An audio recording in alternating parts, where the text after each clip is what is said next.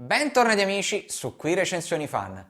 Oggi vorrei recensire un altro libro dedicato a Freddie Mercury che fu pubblicato in Italia dalla casa editrice Lovecchio nel 2002 e poi dall'Arcana nel 2009 che ricurò la traduzione del testo.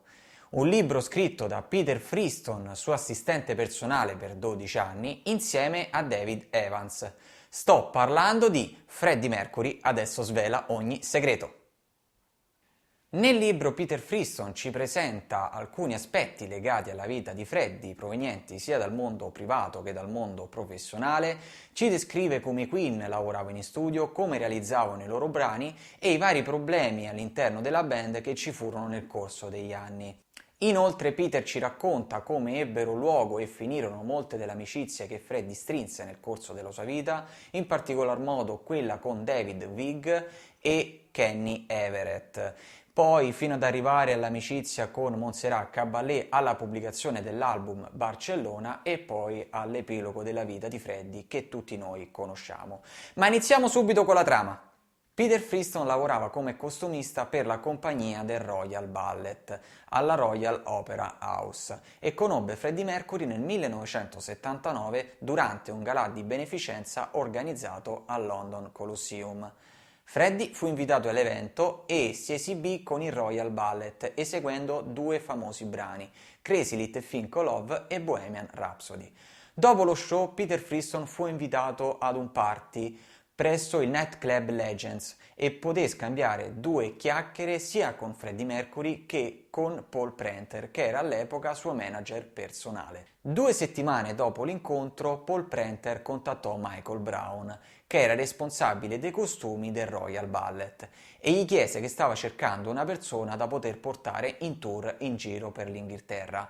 Peter Freeston si candidò e iniziò questa prima avventura con i Queen e divenne il costumista di tutti e 4 i componenti della band. Precisamente era il Crazy Tour.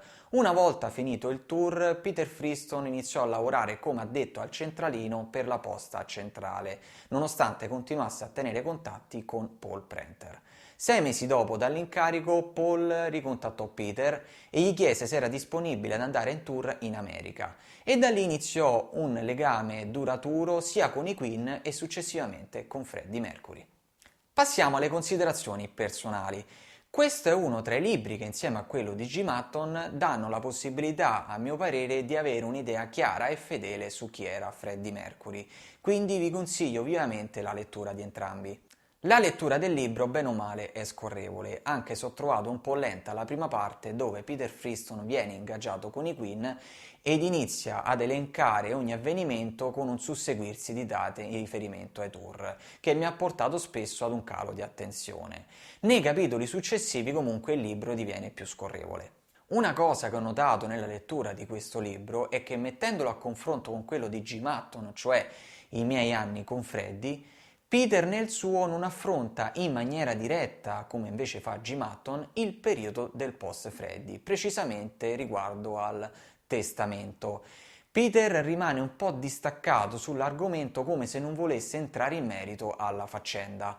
Ragazzi, questa era la mia recensione per quanto riguarda il libro di Peter Freeston. Se vi è piaciuta lasciate un mi piace, per chi lo ha letto scrivete qui sotto nei commenti di questo video la vostra impressione. Per chi vuole leggerlo può trovarlo sia in edizione cartacea che in digitale in ebook. Quindi vi consiglio di iscrivervi sia al canale YouTube che alla pagina Facebook di Qui Recensioni Fan. Noi ci vediamo nel prossimo video. Ciao!